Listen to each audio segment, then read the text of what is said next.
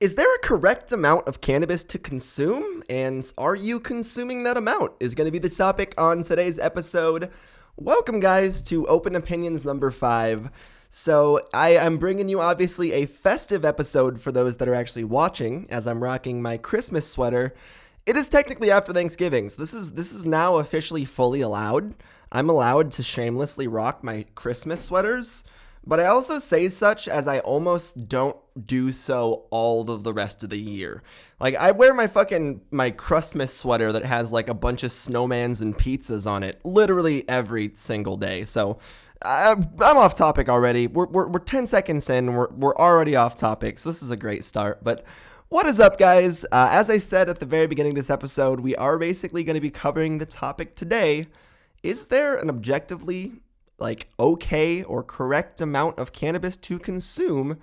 What are the effects of overconsumption and what would technically be deemed substance abuse? And is it different for everyone? Is basically what we're going to be covering today. So we have a lot of layers to peel off of this onion, obviously. And I was really struggling to come up with the topic today. So shouts out to Instagram again for actually helping me through live stream figure out exactly what to talk about today. But this is something I have kind of been covering a little bit over the past few weeks, and it's something that I think is a really important view to at least hold. So please, as I'm starting this, don't hear me say what I'm about to say and immediately take it as offensive or as me trying to judge your usage or as me trying to tell you how to live your life.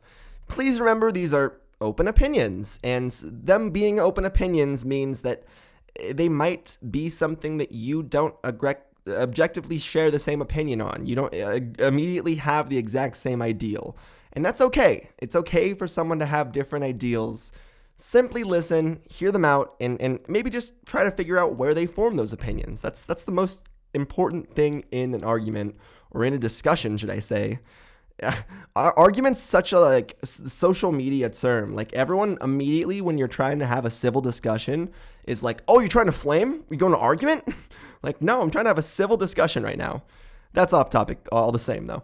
But this is not me trying to call you out. This is not me trying to call anyone out. This is just me trying to provide a viewpoint that I personally have found very, very helpful to my consumption, and I think you could find the same. So I think one of the main reasons that microdosing specifically has become such a normal thing in our industry and in our culture, and especially within adult consumers, is because, in my opinion, there's an objective amount of cannabis that every single person can consume that is too much. And for a long time, our industry has gotten really, really, really good at trying to put our substance on a pedestal and trying to glorify our substance. And this has mostly we're coming right out of a prohibition era, and coming out of a prohibition state or a prohibition era, obviously we're trying to take off all of these demonized stigmas. We want to detach from all these ridiculous stigmas that were placed on our plant. But unfortunately, the harm here is that we're over glorifying our plant, putting it on a pedestal, and that's honestly causing a lot of us to not be able to objectively look at our use of the plants. And a lot of people will even debate me saying this, that cannabis is a drug. We are consuming a substance. It's why the usage of the plant is such a subjective thing, in my opinion, is because we are all basically dealing with a very personal substance use. And if we can't objectify that substance use and try to figure out the benefits that substance having and the negative benefits or the bad things that substance is having, then we're going to have harm, and it's going to turn to substance abuse, and it's going to cause negative effects on anyone's life. So what we really need to try to figure out how to do is objectively look at ourselves and objectively look at our use of this substance. So one thing you'll see a lot of people say all the time is like, bro, I can smoke hella weed and still do this. Like, I can still do this. I'm still functional. Like, it's this justification of I'm still this. I'm still at this state. When realistically, it should never be that. Like, you shouldn't be still capable. It's not like you smoke a bunch of weed and you're like, I can still walk. Like, no, that's because when you smoked the amount that you did, it's detracting from normalcy. So realistically, using cannabis should be for, like, in my opinion, maybe 3 things. First off, medication being one of them. Medical application, you should be looking to take your pain away. You should be looking to, if you have chronic pain, get to a state of normalcy. And once you get to the state of out of pain or get to the state of normalcy, then live your life normally. Guess what? In the same way that someone taking opiates can take an amount of opiate that probably just takes their pain away, and then someone can excessively consume that same opiate and get high off of it, same thing exists in cannabis. There is a state of no longer functional, no longer normal. There's a state of high, inebriated, legitimately too high to be at a state of normalcy. And that's occasionally okay. I'm not saying that it's not okay to get intoxicated. Like, I'm one that does think it's okay to have some drinks with friends occasionally. Like, you're allowed to smoke weed recreationally. That's entirely okay. But when you start disguising medical use of the plant as excessive consumption, or when you start disguising excessive consumption as medical use, should I say, that's when the problem arises. Because 1, it represents medical use wrong, and 2, you're simply justifying excessive drug use as a medical thing in the same way that a lot of opiate users do. And people really don't like to hear stuff like this because it is a very objective viewpoint and standpoint. And other like ways that you can use this, you can obviously use it recreationally. So 1 was medically, 2 is recreationally. When you're recreationally using the plant, in the same thing, you can recreationally go have a few drinks. But when someone wakes up in the morning and hits the bottle, we call them an alcoholic. There's functional alcoholics, and then there's alcoholics that are obviously unfunctional, and that's like the state of like super fucked up. The same thing exists in cannabis. There's functional stoners, and that's what so many people in our community really try to play up and be a part of. And honestly, I was a part of that for a long time.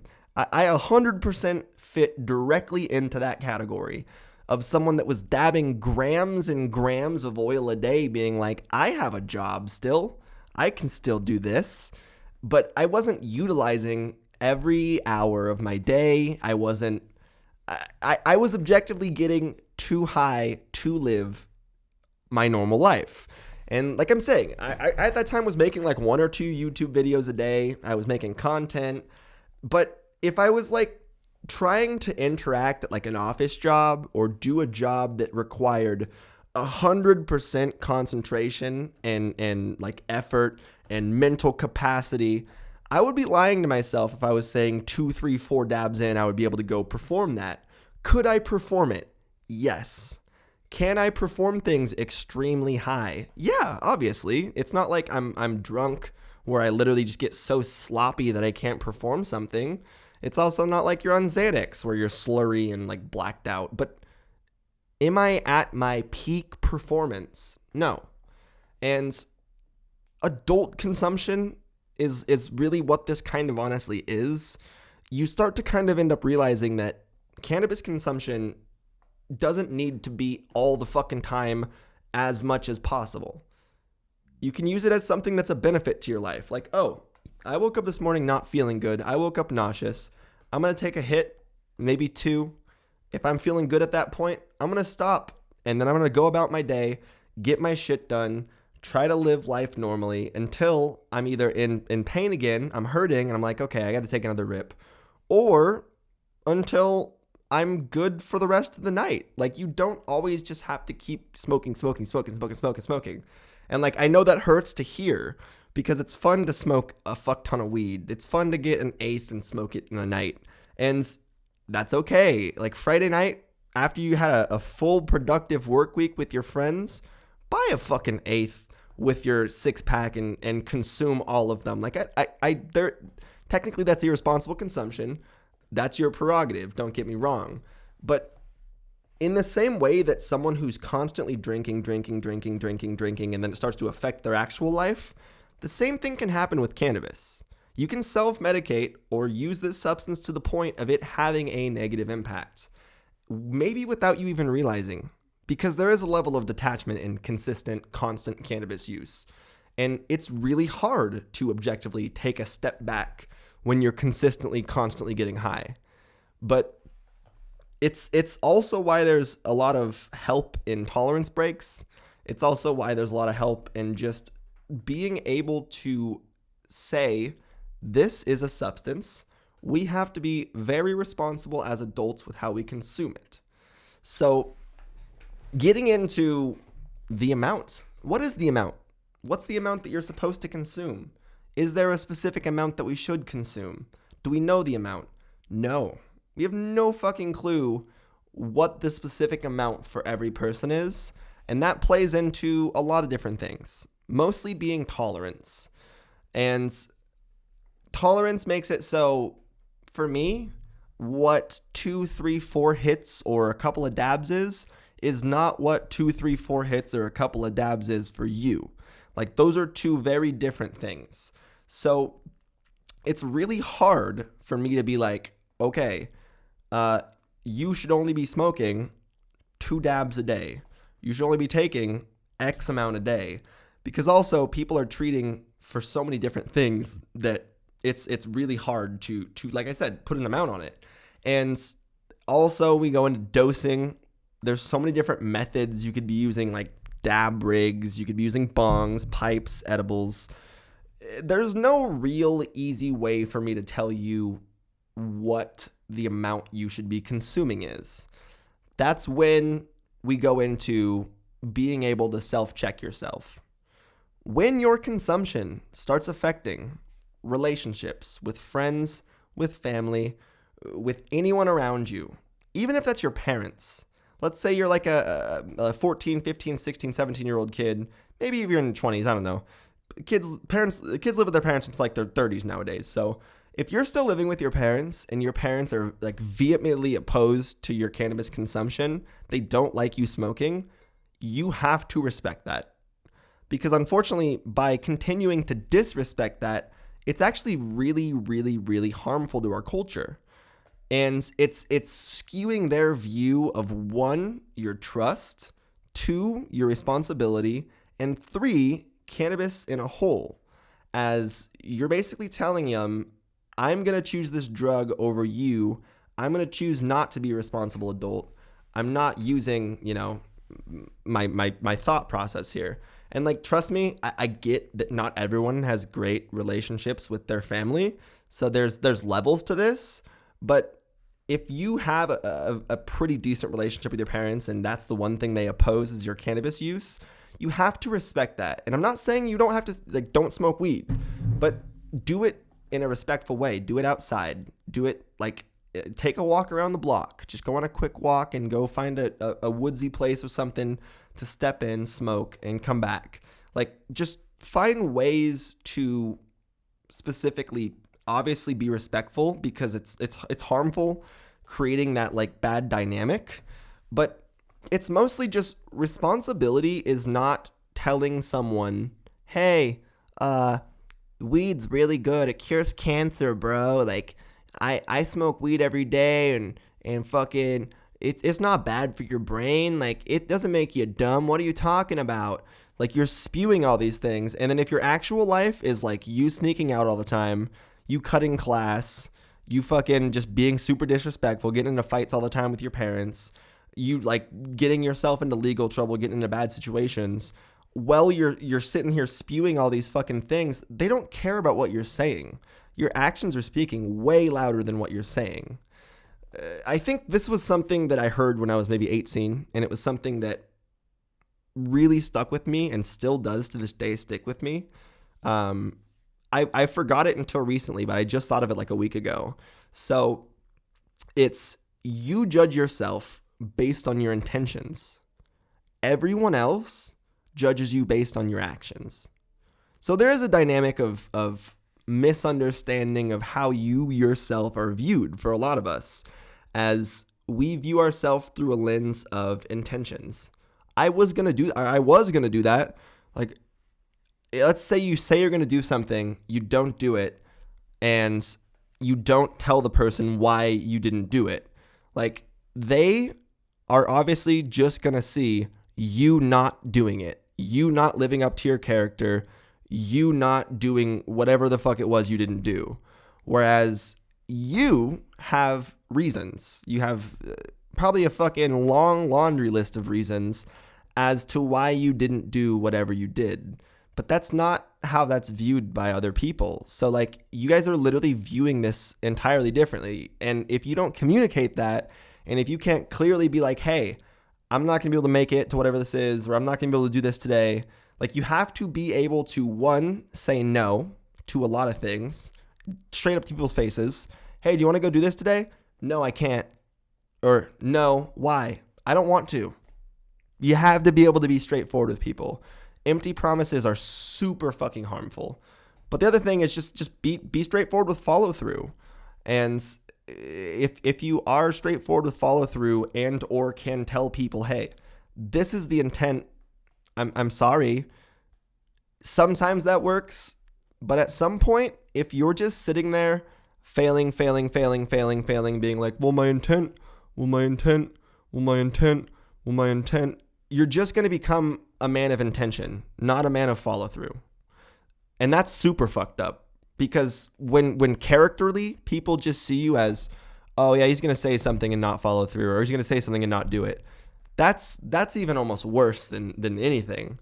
Like, you have developed a specific trait that people just assume the worst of you. And it's why we need to almost step outside of our view of our own intentions and realize that most other people don't care, because they're living in their world, they're living in their scope, and we have to respect that scope. So that lack of respect, especially with parents, creates a very dangerous, contemptful vibe that, one, might make those parents hate weed forever, and two, really, really harms just your overall relationship with cannabis. Our relationship with this plant should be very respectful. We should respect this plant as it can do great harm and great, like, progress, but it's the way we treat it. It's the way that we respect it. And it's a very, very interesting thing to see, because I feel like especially the younger generation doesn't understand this level of respect, whereas the older generation really, really does. Like, the hippie culture is like, oh, respect the plant, man. Whereas all these young people are just like, oh, I'm smoking weed to be cool, bro. Weed's not supposed to be smoked to fit in or to vibe. I mean, I guess that's not true.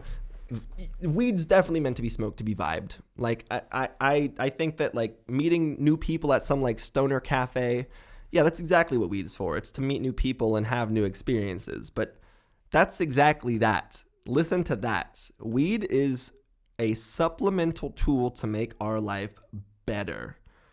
It's something we should use to have experiences. It's something we should use to better our lives. It's not something we should use to not have experiences, to take away from having experiences. We shouldn't just smoke a fucking bunch of weed and sit on our couch for 14 hours straight doing nothing. Unless Red Dead Redemption just came out, then that's an okay thing to do. But, like, for the most part, we should really be able to realize that if we're using this as a detachment tool from our daily life, that's an issue. If we're using this as a supplemental tool to our daily life, we're going to see the benefit directly. And I think that a lot of people, unfortunately, this culture for the longest time glorified excessive use, which glorified, I'm going to say, a very harmful, dangerous mentality of not progressing in our own personal lives. And actually, it was very harmful. It's a ideal of running away, of self-medicating from our lives. And it's literally an addiction mentality. The addiction mentality is that of disconnect and that of, I don't want to be a part of this, so I'm just going to get high. Like, if you ever have that thought, or like, oh, this sucks, I'm going to get high. I'm just going to go get high. I'm bored, I'm going to get high. Like, I get it. I'm not trying to call you out, as I've said 1,000 times. I've been there. But it's a really harmful mentality. If you're bored, go fucking do something with your life. Like, don't just smoke weed and be okay with sitting on the couch.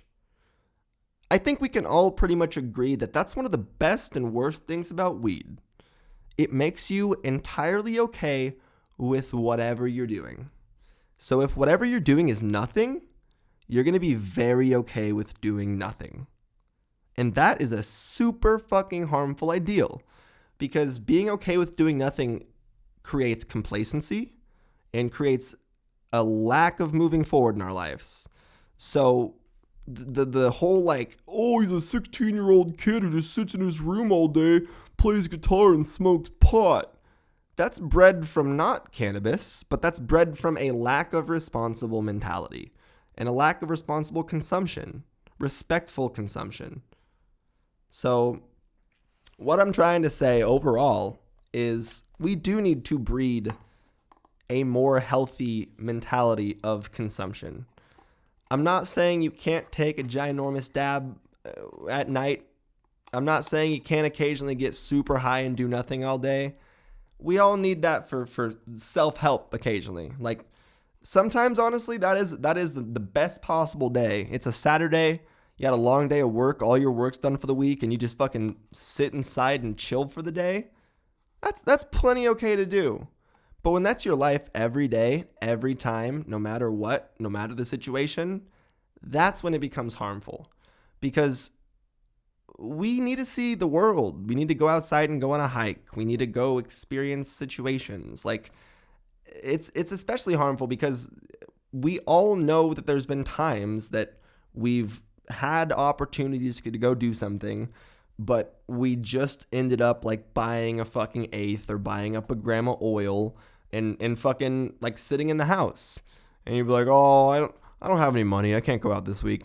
Dude, you just spent $40 on oil. What the fuck do you mean you don't have any money? No, you just spent your money. So, my bad about that, guys. I had my camera died again. I really have to figure out what I'm going to do about this camera situation. I think my camera literally automatically dies at the 20-minute mark, the 29-minute mark every single time. So, basically the 30-minute mark. So, at some point, I'm probably just going to have to invest in like a camera that doesn't do doesn't do that. Nonetheless, here's a little bit of bong porn for you audio listeners, as I'm going to take myself a small little bubble hash dab here at like a super low temp. So cheers.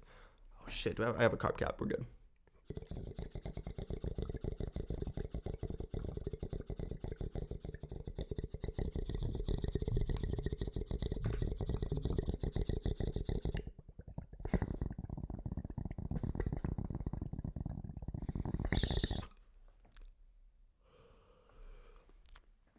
Ooh, perfectly.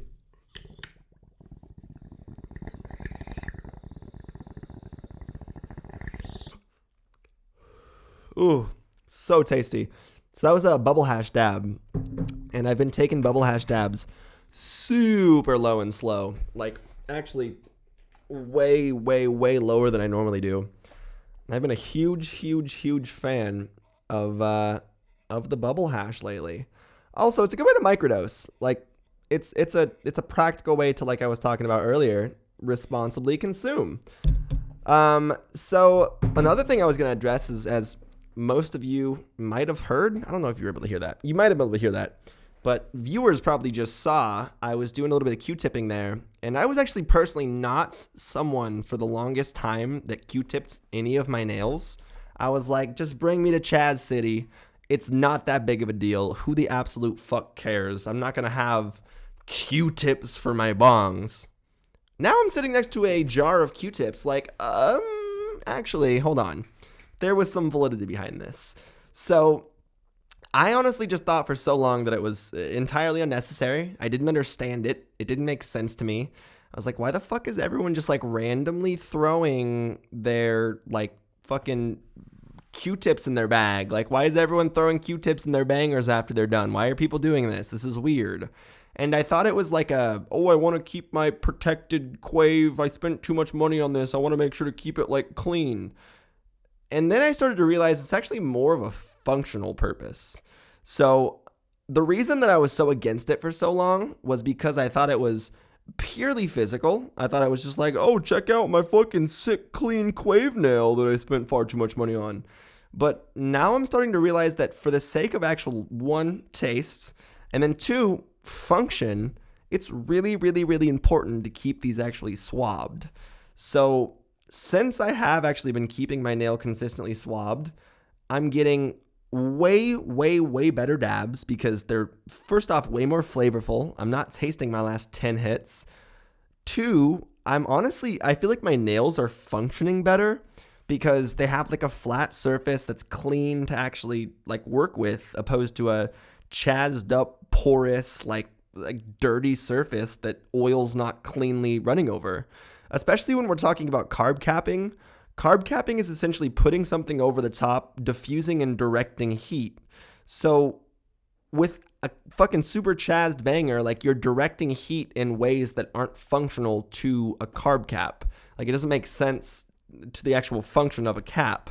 So if you actually want your nail to function better, not just look better, start Q-tipping. Q-tips are super cheap. They'll first off make your nails last longer. Like I don't use heady nails. I understand the market. I understand the purpose. And a lot of people don't. They're like, why the fuck would I spend so much money on something stupid like that? Like, no, they really do work better, genuinely. Like the way that a nail that's designed aerodynamically perfectly and is supposed to work how it's supposed to work, it's going to work way better than it actually, you get some random like China nail or some nail from, I shouldn't say China nail. Basically all quartz, this is just a heads up, all quartz is either, I believe, American, China, or Russia. And I don't even think America really has any good sources of quartz. It's mostly Russian or Chinese for the most part. Like those are the two really big sources, like suppliers. India doesn't really even source much quartz. But what was I saying? Oh, China quartz.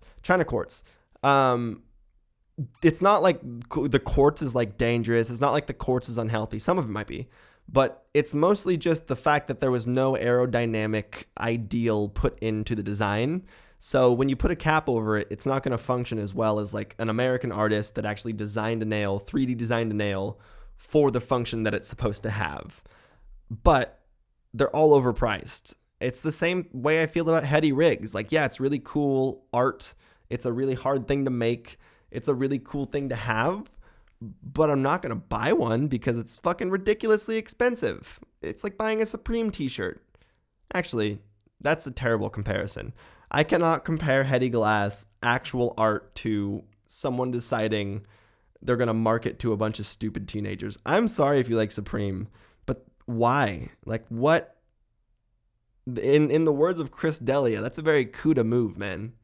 Looking kind of Cuda doing that. Like, it's the same thing as any other streetwear brand. And honestly, they're not creative in their designs. When I'm looking at designs of clothing, I'm looking at the designs, not like the brand name. So like, I would much rather buy a super fucking cool like print or cool design that I can match with something than a box tee that just has a single minimalist logo in it. And I'm a minimalist person. This got super rambly. Okay, so I was covering consumption. Second thing I was going to cover was Q-tips. What was the last thing? There was one more thing that Instagram wanted me to cover. Oh, CHS. Cannabis hypermesis syndrome. So CHS is something I have made a couple of videos on. And it's something that I have a little bit of a different opinion on than I think most people. As most people are like, oh yeah, CHS, it's this. I don't know what causes it. I don't think anyone knows what causes it. And if they say they do, they're probably wrong, even if they say so confidently. Unless they can give you like many sources, scientific sources, preferably peer research sources, they're just guessing. It's a hypothesis. So here's my hypothesis. I definitely know that it's not neem oil. A lot of people will tell you that CHS is from neem oil. Hold on, I'm getting ahead of myself. Cannabis hypermesis syndrome, if you guys don't know what CHS is, so it's basically a thing that a lot of doctors are finding, and I'm pretty sure they're diagnosing like in numerous cases in every single state. But It's a disease or a not really a disease, but it's the symptoms are basically celiac vomiting. You're vomiting profusely. You're super nauseous all the time. You're cramping, like your stomach's hurting. Almost kind of sounds like it's like half of the symptoms of gastroparesis, except none of the like psychological ones. But they actual cannabis hyperemesis syndrome, intense anxiety is also like included within it. And a lot of the times people are saying the only way they find relief is through baths or showers. So they'll just like shower all day long constantly, which is really odd. And they're basically saying, doctors, that this is from an excess of cannabinoids. They think that it's all cases of people consuming excess cannabis or their body rejecting cannabis in some way. And I think that's honestly, in my opinion, and my hypothesis is that's exactly all it is some people's endocannabinoid system at some point. I think we should just call this cannabinoid toxicity because I think it's just it's excessive, exacerbated cannabis consumption. And it's more like THC overload because I think it's just your endocannabinoid system basically being flooded with THC, being flooded with an excess of cannabinoids, and this is how your body reacts. Because I don't think your body knows how to react in any other way. It's just vomiting and it's like very confused. And once you stop consuming, it goes away. So basically, how to get rid of cannabis hyperemesis if you feel like you're going through the symptoms is stop consuming cannabis and eat healthy. Hydrate, because you're probably pretty dehydrated from all the puking. But this is the other thing I'm going to say. I think a lot of people are like, oh, it's pesticides, it's PGRs, this is that, it's this, it's nutrients, it's... Everyone has their idea as to what's causing cannabis hyperemesis. Here's what I'm going to say. It's probably people that are not eating healthily, are not living healthily, and are smoking cannabis excessively. I think it's also it's in 50% of it's a mental condition, in my opinion. I think that it's in some way psychological. So I think that CHS is bred from an inherently unhealthy lifestyle. So if you have CHS or you have had CHS and you want to be able to smoke again, also for people that had smoked for 20 years and all of a sudden, like, your body just reacts really weirdly to cannabis, I think the same thing applies. Stop smoking for a while. You need to go on a tolerance break. And let your body for a month go without cannabis entirely. Let your body, your endocannabinoid system regulate itself. Let your body figure out how it wants to live and feel and let it function. Feed yourself well. Eat an actually healthy diet of fruits and vegetables with small amounts of meat, or good amounts of meat if you're a carnivore, a carnivore diet. Just like regulate your diet healthily. Exercise. Try to do that every day. If it's from walking to actually running or lifting, actually exercise. And then also work on like your mental health. Try to get to a good mental place. Try to get to a very happy state if you're struggling with like anxiety/depression. And go back to the cannabis. Go back to your cannabis use responsibly. And I almost guarantee your body's not going to have the same negative reaction. As that's honestly something that I've experienced before. I've experienced really negative effects from cannabis use. So, when was this? This was probably about 2 years ago now. Maybe a year and a half ago. There was like a month period. It was actually probably just about 2 years ago. Because I think it was like right before Kristen and I like were dating.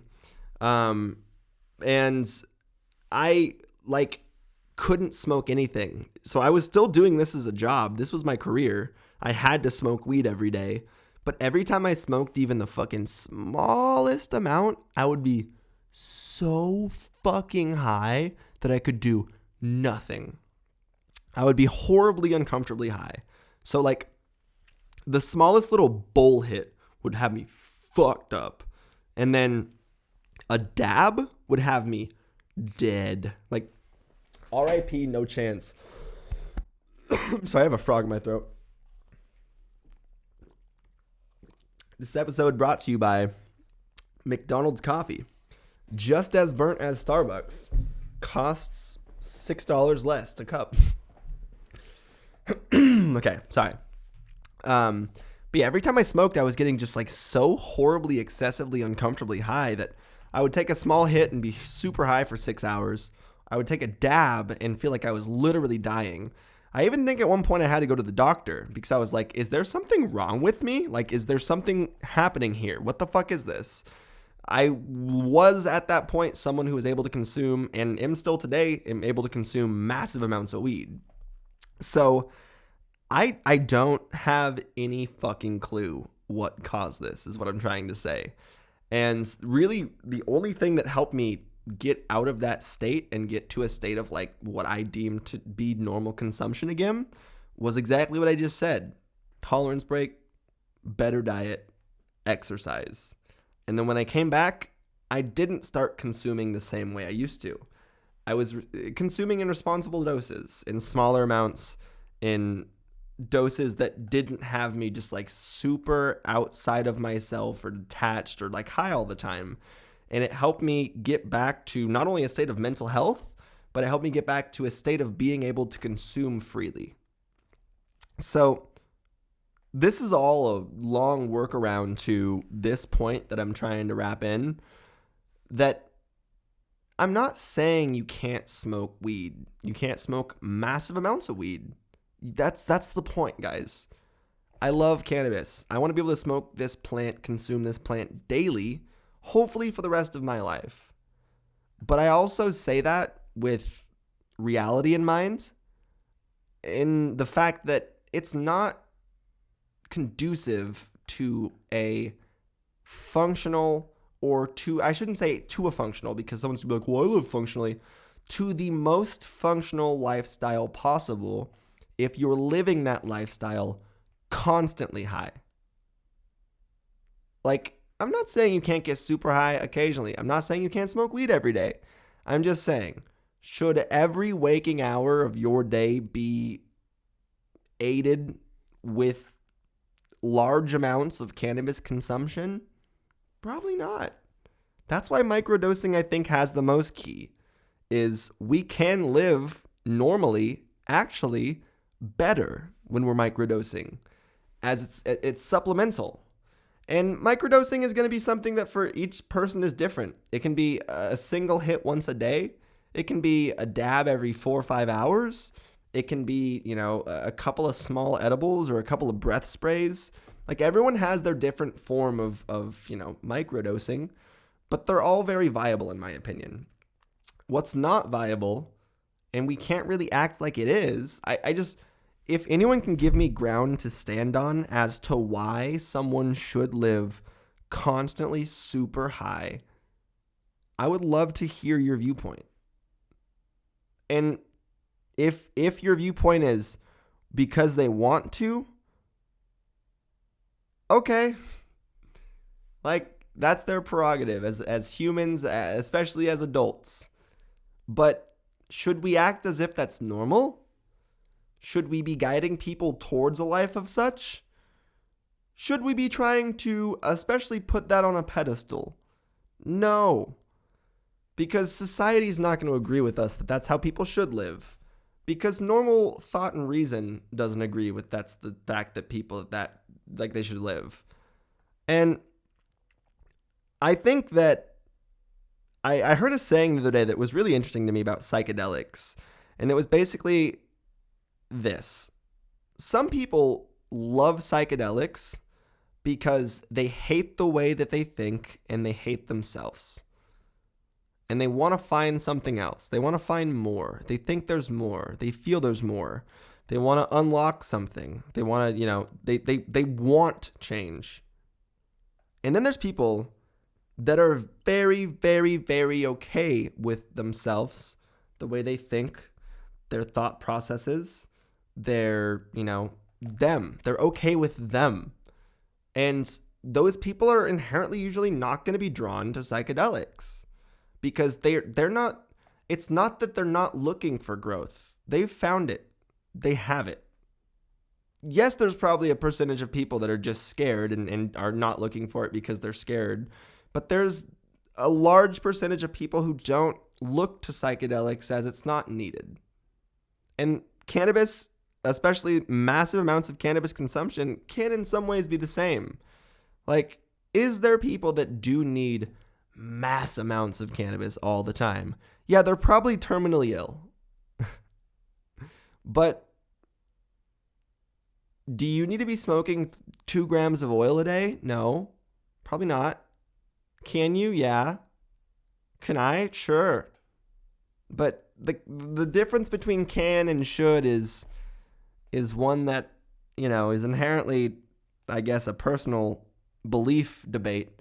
But I also think it's the fact that because our community is rooted in this like hippie culture, in this distrust of the system, man.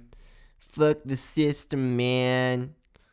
People don't like this ideal of us growing up and coming to, the rest of society's side. Like, guys, it's not 1990 anymore. We don't have to be the rebel. We don't have to be the outsider. We don't have to be the person that's viewed as like the anarchist or whatever the fuck. Like, we can actually be viewed with respect and trust by society. We can be viewed as humans. So a lot of our culture was changing the view of what people thought of us. And that was Strain Central Part 1 from 2013 to 2018. That's what my goal was changing the view of how people viewed cannabis. Guess what? I didn't do that. I had a small corner of an edge of a part of that. But that has come to fruition. That's here. That's upon us. Weed's mainstream as fuck. Like, Vice and every news, CNN, fucking... Think of something. Have they covered weed in the last year? Yes. This shit's normalcy. We are in the spotlight. We are there. People are looking at us. We are interacting with society. And what we're proving by continuing not to grow, but to just keep living in this world of 420, man, weed's great, bro. Like, we're now getting kind of left in the dust because people are losing respect for this image, for what we've done, for how far we've gone. So what we need to do is mature. And what 2018 moving forward is for Strain Central is showing people that it's action. It's not just saying it. There's more to this story. There's more to activism than saying you like weed and wearing some Huff socks. Like, weed normalization is upon us. We don't need to keep normalizing what's already normal. If we keep normalizing what's already normal, it's actually going to... And also, let's talk about this fucking normalization culture that we exist in. Excessively consuming is not normalizing. That's not normal use. Like, you might deem that normal, but it's because you're not objectively looking at your consumption. If you objectively look at consumption, that's not normal, healthy use. For most of what people are claiming and deeming as normal use is not normal. So by showing brand new consumers, by showing all these new states that are legalizing recreationally and medically, that this is normal use, taking gram dabs and fucking doing 6 hits in a row, like, yes, I'm guilty of perpetuating such, but I also preface it with stuff like this, that this is not normal. Like, we need to actually normalize, not hide your substance use around this guise of normalization. Excessively consuming cannabis under the guise of normalization is ridiculous. New consumers come in, They see what you deem to be normalized use, and all of a sudden that's how they consume the plant, excessively and wrong. So just because you personally think that you can consume crazy amounts of weed doesn't mean that everyone can. And it might not be affecting you personally. It might not be, ruining your life. But because you just perpetuated this normalized standard of huge excessive consumption, this random person who's definitely not capable of excessively consuming is the only one who has negative effect. It's not being able to objectify, it's not being responsible, it's not being a lot of things that people are failing to really easily be able to grasp. And it does make me extremely, extremely happy and extremely proud that I have a community of people that support me that can. And I'm not saying this in a cheesy way or in like a rallying way or anything, but we really genuinely are going to have a part of changing cannabis culture again. And I say again because all of you had a part in it before. Just as not, if not much more than me. Like supporting this channel, being a part of Strain Central, being a part of this audience, being a part of what we're currently trying to progress down the track of is like being on the correct side of history. Like there is a really cool culture that is here and in front of us, but there's going to be a divide over the next 10 years in cannabis. And I'm just going to be straightforward about this. I'm pretty confident about this. There's going to be a direct divide between adult consumers and this stoner community. And there's going to be events and stuff focused and catered to exactly both. But it's already kind of in front of us. Like we have this like heady boy, like 16-year-old, fucking 16 to 21-year-old wearing backwards snapback hats with pins all over them at I meant the sesh. Like, and I'm not saying that that's a bad thing. Like I'm sure that there's plenty of people that also exist in the adult consumption, responsible consumption culture that go to stuff like that. Me being one of them. But there is like this I want to say it's basically, honestly, people that are still in the like old illegal culture, the like black industry, the black market, like that's the black market culture, the black market illegal ideal industry still technically exists. I guess I've never really like kind of taken any time to step back and look at it and think of it this way. It's really all it comes down to is there is two very different subsets of the cannabis community that are starting to be more and more apparent by the day, it seems. And I think are going to, over the next few years, just continue to keep snowballing. And that's the subset of illegal black market back-end use and the subset of recreational adult mainstream use. And the shift right now, like we're somewhere in the middle. Like honestly, the shift for the longest time was in that illegal culture, was in that like hip hop, like back end, like illegal culture. And now, since we are shifting to 33 medically legal states and almost 11. Did New Jersey, can someone tell me in the comments if New Jersey legalized? I'm not 100% sure on that. But there's also a legal industry that is operating in an entirely different subset that is slowly kind of coming to fruition. And for the longest time, I think a lot of us operated in that illegal market. Even in legal states, we still had the illegal mindset. We still had the illegal mentality. We still dealt in it was like a illegal substance, basically. And it's still federally legal. So, I mean, that's still technically the case. But now I think we're shifting. The responsible, conscious use of cannabis has come with recreational, like legal cannabis use. And there being a business surrounding it and a market surrounding it. And the funny thing is, like, responsible cannabis consumption has been happening forever. Fucking forever. Because the funny thing that most people don't realize is even if you're in a super illegal state, you probably don't know that you know 10 people who smoke weed. And, once states recreationally legalize or just become legal, all of a sudden those people out themselves as stoners, and you're like, wait, you've been smoking weed for 30 years and you're like the richest, most successful person I know? Or you're like a fucking super ultra marathon athlete? Like, and you smoke weed?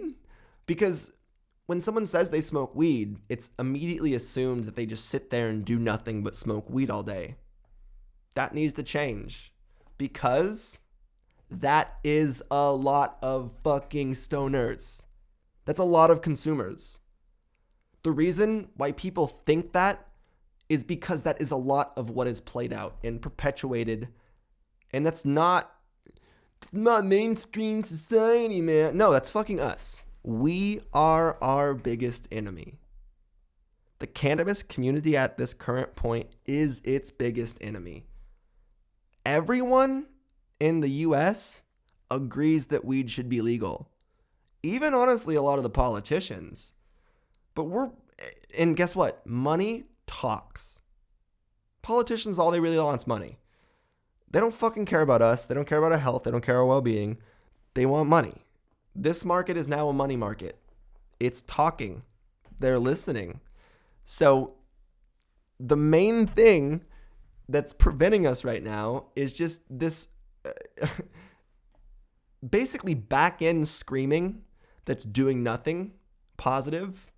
And what I say by that is like, we right now, for some reason, don't understand how to actually, we're probably too high, how to actually lobby or work with, divisions that are going to help us, work with lobbying groups even, work with anyone that's going to help us actually change regulations in the state law.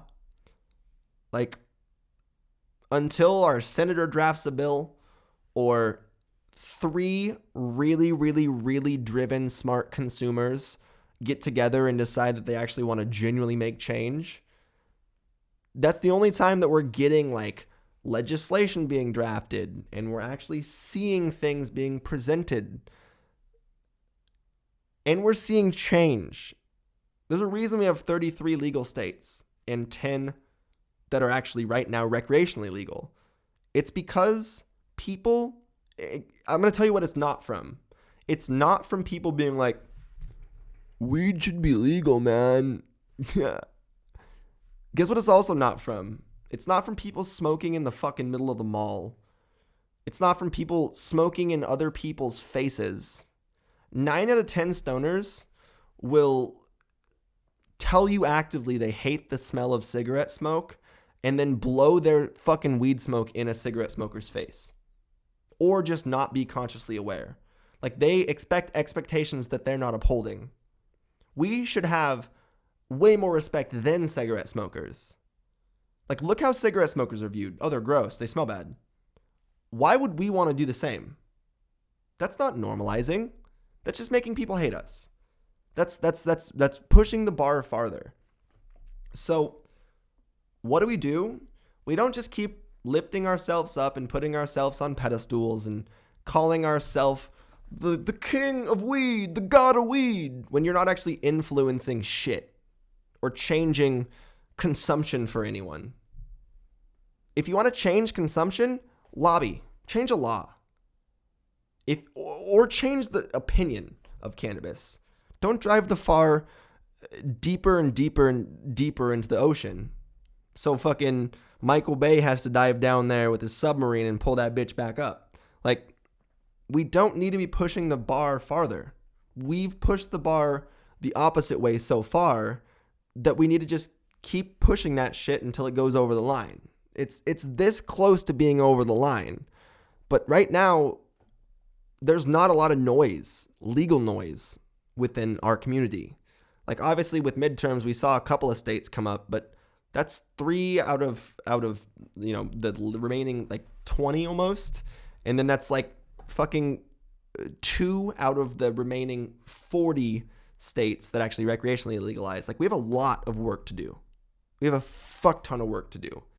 A lot of the current cannabis space, modern day influence space, is filled with ego and arrogance to the highest regard.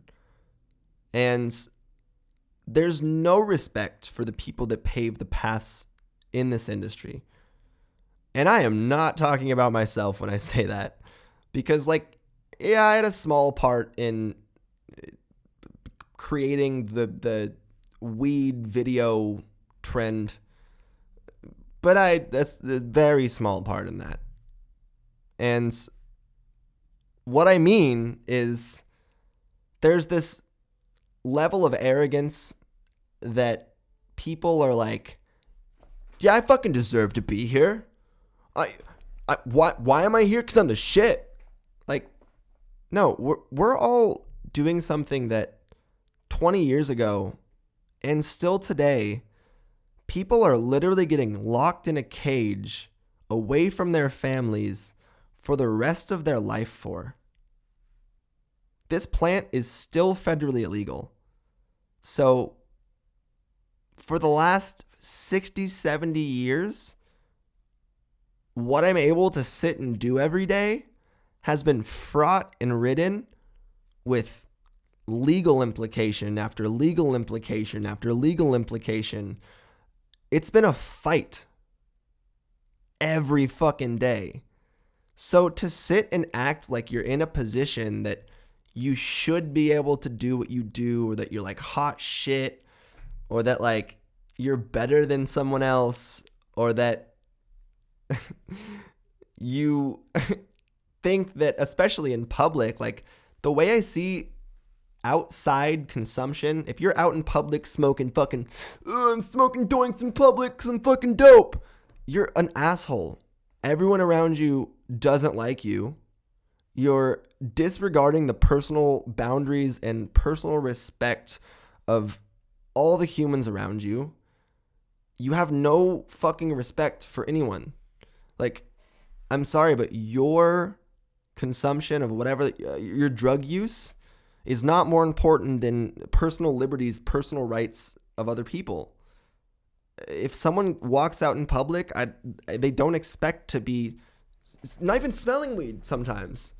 Do you get annoyed when you have to walk through a cloud of cigarette smoke because someone's standing outside a store when you walk in? I know I kind of do. It's not an annoyance that I'm going to complain about, but I'm not happy when I have to walk through someone's fucking cloud of cigarette smoke. I'm like, that smelled awful. So realize that people feel that way about weed. Just because you think it's hot shit, think it's awesome, think weed's fucking cool, man. Yeah, weed's really cool, but not everyone thinks that. And not everyone wants to smell that. And you don't get to make the choice that other people get to fucking smell that shit. And yet again, this is why I was talking about there being a direct difference between an illegal community and a legal community. There is an illegal community that exists that doesn't give a fuck about anyone's personal liberties. They're like, oh, you have something? I'm going to take it. Oh, guess what? I do get to make the choice to pull this trigger and end your life. There's this fucking stupid illegal culture that doesn't operate in ration. They're like, oh, just do me. Okay. Do you until you get done. And that could be said about anyone that's operating normally as well. But I'm not trying to bash anyone that's operating in illegal culture or operating illegally. You just can't blame the world when you get your dose. It's kind of how that works. Karma exists. Karma will come back around, and karma will bend you over that table and fuck you. It's not going to be fun when it does. So try to live with some compassion is my overall thought. Live with respect for other people, and you're going to get, hopefully close to the same afforded to you. And I think that it's really, really, really important for influencers to realize that the people that are watching us are not just numbers. That's what's the most frustrating to me today. So many people see their numbers, not their community that exists. They don't see their community full of people, every single one of you, they just see a number on the screen that's growing and growing and growing, and they want that number to grow quicker and quicker and quicker. There's no idea of interaction. There's no idea of growth. There's no idea of, hey, we're going to make some good content and grow a community. It's all like, hey, how big can I get this number? I get this number bigger. I get a bigger number given to me in the bag. I get the bag, man. I get a bigger bag if I get a bigger number.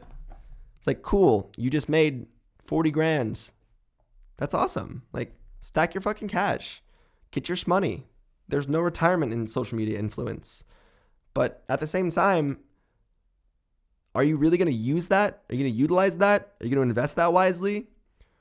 Because most of the expectation from most of these influencers is that they're going to do what they do forever.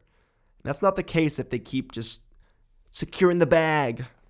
There's no longevity in securing the bag. Because people are going to come and go and come and go and come and go and come and go. And if you keep having your good looks or your good whatever it is, they're going to keep coming and keep going. But at some point, they're going to come and be like, nah. And they're going to go. And they're not going to come back. Or you're going to have all the people that came and all of them went and no more are coming back. Like at some point, there is no longevity in that. Because you're either going to get found out for being a terrible person, because a lot of them are in influence today. You're going to get fucking exactly that, just sent through the cycle of death and growth. Or people are going to be like, you're a fake. Like, stop this shit. You're going to get like exposed, which is pretty much the same as the first one, but they're going to get found out. People that aren't talking the talk, they're just walking the walk, are eventually going to get questions and they're not going to be able to fucking talk. So it's something that will manage itself, and I know it will because I've seen it happen. And it's something that I think we're going to see, like I said, a lot of progression with quickly as this community is growing in really weird ways. But it does genuinely make me sad to see the lack of respect across the board in all of these new media influencers for the people who risked their life, either got killed over the plant, spent their life in prison. Like, all of them just think that they're hot shit. No, none of us are fucking hot shit. I'm sorry to tell you. I know there's people out there that like look up to me, and that's something that I thank you. That's because there's people out there look up to me. I'm very well aware of such, and I'm going to act accordingly. I'm not going to be a bad example and a terrible influence. And I'm not going to show you unrealistic ideals or paths. Like, I know it's glorified, the person who's just like getting the bag and wearing the fucking diamonds and all the ice and shit, but like, that's not life. That's not how people live. That's a manufactured facade that has people chasing a carrot on a stick that they're never going to catch. And the carrot's a diamond. Like, all it really comes down to is if you're chasing facades and material possessions and all that shit, you're not going to be happy at some point because the chase never ends. I look at YouTube as the craziest opportunity that I've ever been afforded, as it's given me a career for someone who really didn't have a path. It's given me social ability. I can talk to people as someone who is extremely socially anxious. It's given me, friends. It's given me a lot of fucking things that I am very well aware of every day. And that's exactly why I'm here creating, doing what I do. Because you guys offer me support, and I'm supposed to offer that back. I'm supposed to have your guys' back. So assuming that you guys are just always gonna have my back because I'm me, like, that's ridiculous. No. If I stop affording you what I'm supposed to afford you, which is quality content, positive vibes, and support, I shouldn't be getting the same.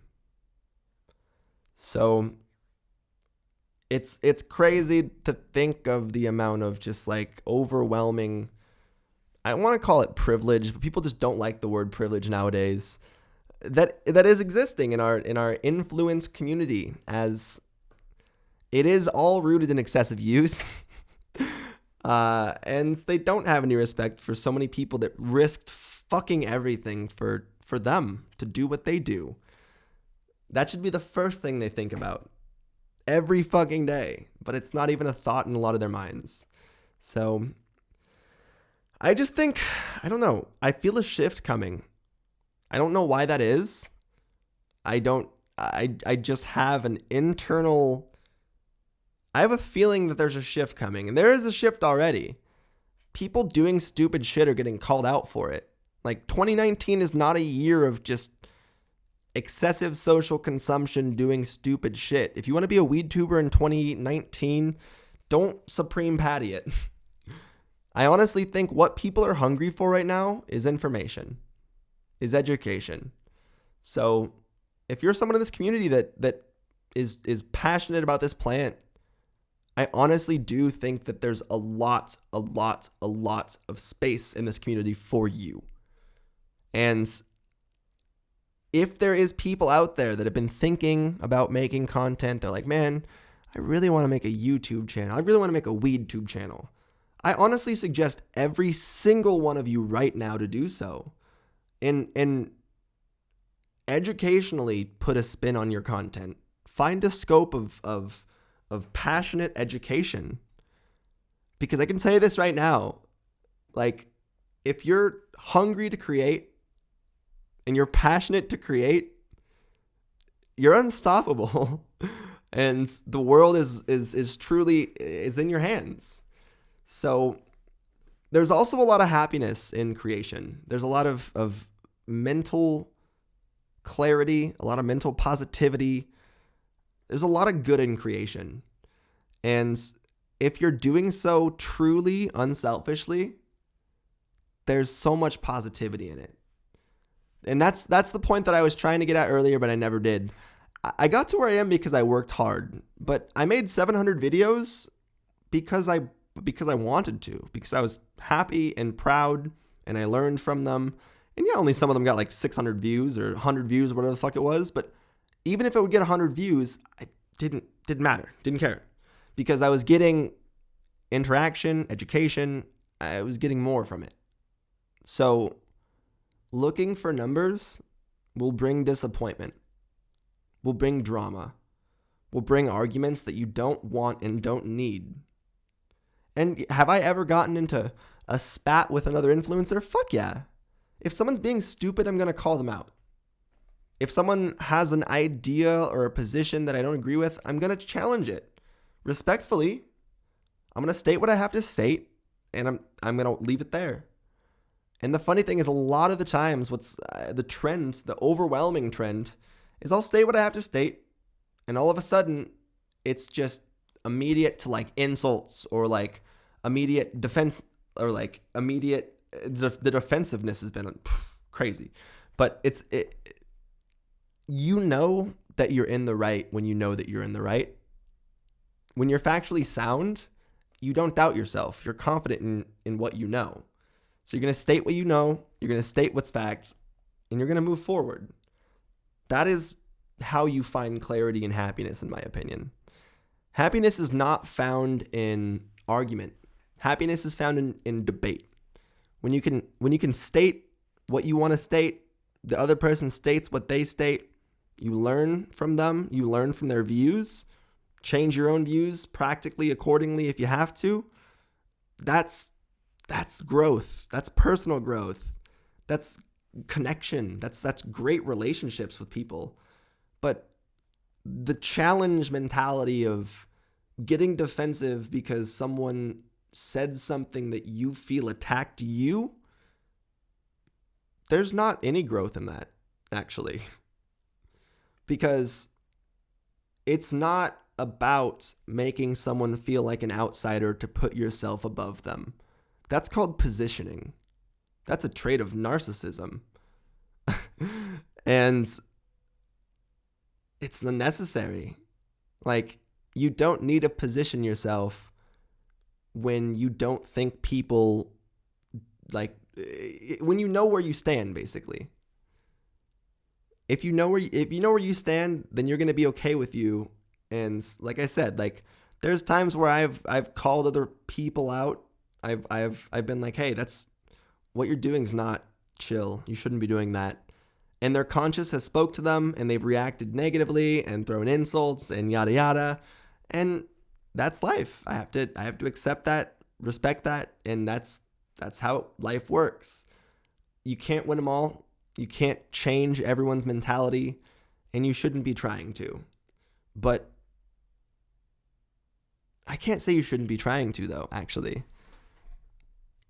Don't force people to change their mentality, but obviously state what needs to be stated.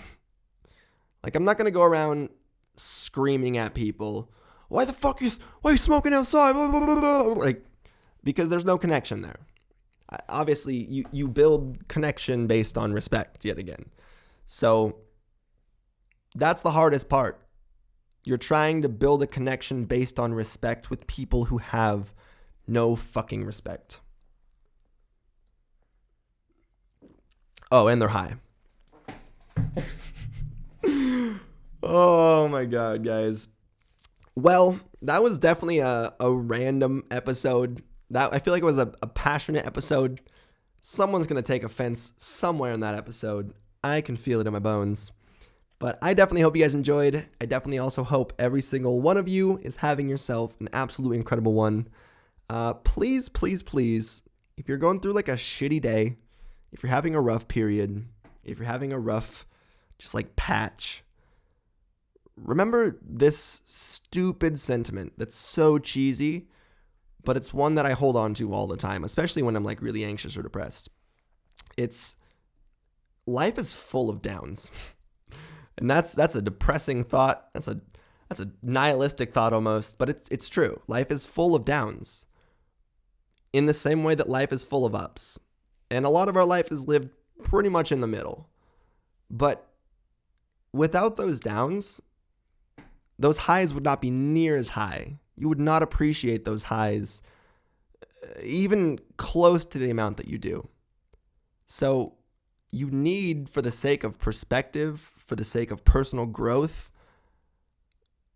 to have those lows. And you need to feel those lows. So don't run from those lows. Sit in thought. Like, if you're having a really depressed day, don't go straight to your bong. Sit for yourself for a second in your own head and try to cycle through some of those thoughts. Try to reason through them, try to ration through them, then get high and do the same. And it's a different perspective. You're able to give yourself two different perspectives from the same person. But when you're always just living with the latter perspective, when you're always just living with that high perspective, you lose the lens, you lose the scope. And that goes to the first point as well that I made like an hour plus ago. But I think that's about what I'm going to call an episode for today, guys. So I love every single one of you. The support these past few weeks has been fucking crazy. Like, that number, I think we're like 25,800 subs right now. Holy shit. That was at like 22K like a week ago, it seems. So thank you guys. That's fucking insane. And I am really excited for the next few weeks, for the next few months, for all that's to come. 2019 is going to be a really fucking good year, guys. I'm really excited that you're going to be with me through it. But stay positive, stay medicated, friends. Peace.